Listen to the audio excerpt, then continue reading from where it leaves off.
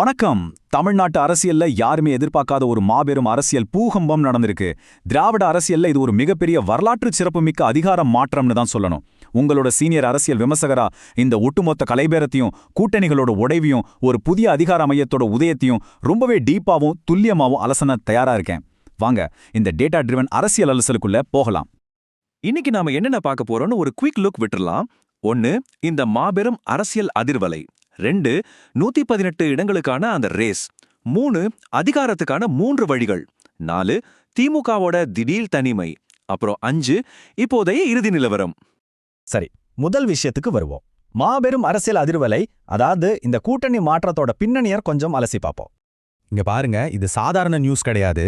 திமுக கூட சுமார் 11 வருஷமா இருந்த கூட்டணிய இந்திய தேசிய காங்கிரஸ் அதிகாரப்பூர்வமா முறிச்சுக்கிட்டாங்க. ஒரு நிமிஷம் யோசிச்சு பாருங்க. தேசிய அளவிலையும் சரி, மாநில அளவிலையும் சரி, ரொம்பவே ஸ்ட்ராங்கான ஒரு கூட்டணியா பார்க்கப்பட்ட இந்த உறவு இப்போ முடிவுக்கு வந்திருக்கு. 10 ஆண்டுகளுக்கும் மேலா இருந்த இந்த அரசியல் பந்தம் உடைந்திருக்கிறது ஒட்டுமொத்த அதிகார சமநிலையும் அடியோடு மாத்திடுச்சு.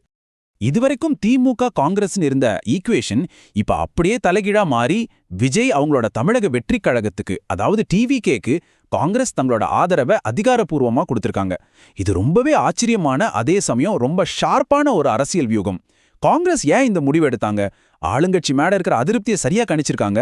அது மட்டும் இல்லாம மாநில அளவுல தங்களுக்கு கூடுதல் அதிகாரமும் கிடைக்கும்ன்ற ஒரு கால்குலேஷன் தான் இதுக்கு முக்கிய காரணமா தெரியுது.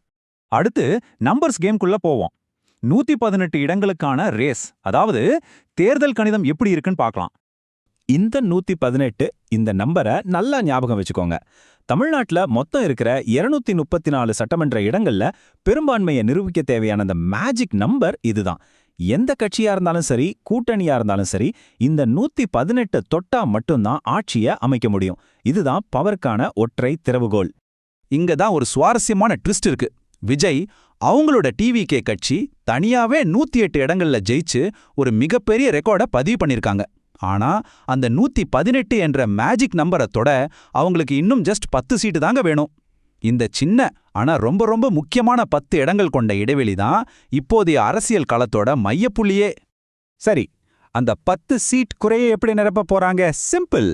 இங்க தான் கூட்டணி கட்சிகள் உள்ள வராங்க. நிபந்தனையோட ஆதரவு கொடுக்க ஒத்துக்கிட்ட காங்கிரஸ், அதுக்கப்புறம் சாத்தியமான ஆதரவாளர்களா பார்க்கப்படுற சிபிஐ, சிபிஎம், விசிகே மாதிரியான கட்சிகள் இந்த இடைவெளியை ரொம்ப ஈஸியா நிரப்பிடுவாங்க. தமிழ்நாட்டு அரசியல்ல எப்போதுமே கிங் மேக்கர்களா இருக்கிற இந்த சின்ன கட்சிகளோட கைகள்ல தான் இப்போ அடுத்த ஆட்சியை அமைக்கிறதுக்கான சாவி இருக்கு. சரி, இப்போதைக்கு நம்பர்ஸ் கிளியரா இருக்கு.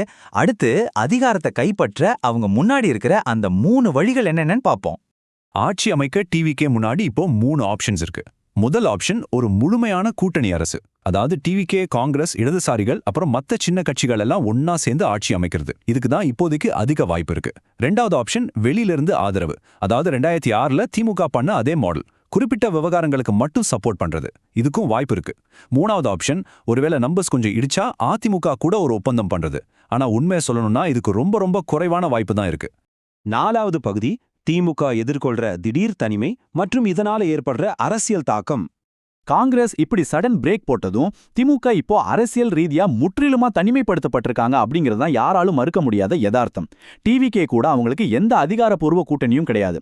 ஒரு காலத்துல அசைக்க முடியாத மெகா கூட்டணியா இருந்தவங்க இன்னைக்கு எண்களின் அடிப்படையில எந்த ஆதரவும் இல்லாம நிக்கிறாங்க. இது கண்டிப்பா மு.க. ஸ்டாலின் அவங்களுக்கும் திமுகவோட எதிர்கால வியூகத்துக்கும் ஒரு மிகப்பெரிய சவால் தாங்க. டேட்டா படி பாத்தீங்கன்னா திமுக வட்டாரங்கள் ரொம்பவே அதிருப்தியில இருக்கிறதாவும், காங்கிரஸோட இந்த முடிவை முதுகில் குத்துறதுக்கு சமம்னு அவங்க ஃபீல் பண்றதாவும் தகவல்கள் வெளியாயிருக்கு. ஒரு நியூட்ரலான விமர்சகரா இதை பார்க்கும்போது இந்த கூற்று ரொம்பவே எமோஷனலா இருந்தாலும் கிரவுண்ட்ல இருக்கிற அந்த அரசியல் பதற்றத்தையும் அவங்களோட ஏமாற்றத்தையும் இதை ரொம்ப துல்லியமா நமக்கு காட்டுது. ஃபைனலா இப்போதைய நிலவரம் என்ன? அடுத்து என்னதான் நடக்க போகுது? கிரவுண்ட் ரியாலிட்டி இதுதான். சுமார் 108 இடங்களோட டிவிகே தான் இப்போ தனிப்பெரும் கட்சியா விஸ்வரூபம் எடுத்திருக்கு. அந்த 10 இடங்கள் அப்படிங்கிற சின்ன கேப்பை காங்கிரஸ் மற்றும் கூட்டணி கட்சிகள் ரொம்ப ஈஸியா பிரிட்ஜ் பண்ணிடுவாங்கங்கிறது உறுதியாகிடுச்சு. அதனால அடுத்த சில நாட்கள்லயே புதிய அரசாங்கம் அமையறதுக்கான அதிகாரப்பூர்வ அறிவிப்புகளை நாம உறுதியா எதிர்பார்க்கலாம். தமிழ்நாடு அரசியலோட எதிர்காலத்தையே மாத்தி எழுத போற மாபெரும் நிகழ்வு இது. எல்லாமே செட் ஆயிடுச்சு. எலெக்ஷன் நம்பர்ஸ் லாக் ஆகிடுச்சு. கூட்டணிகளும் கன்ஃபார்ம் ஆயிடுச்சு. இவ்ளோ பெரிய நிலநடுக்கத்துக்கு அப்புறம் இப்ப நம்ம முன்னாடி இருக்கிற ஒரே கேள்வி இதுதான். விஜய் அவங்களோட தலைமையிலான டிபிகே அரசாங்கம் அதிகாரப்பூர்வமா பதவியேற்க இன்னும் எத்தனை நாட்கள் ஆகும்? வெயிட் பண்ணி பாப்போம். இந்த வரலாற்று சிறப்புமிக்க அரசியல் மாற்றம் உங்களுக்கு ரொம்பவே தெளிவா புரிஞ்சிருக்கும்னு நம்புறேன். இதே மாதிரி இன்னொரு ஆழமான தரவு சார்ந்த அரசியல் அலசலோட உங்களை நான் மீண்டும் சந்திக்கிறேன். நன்றி.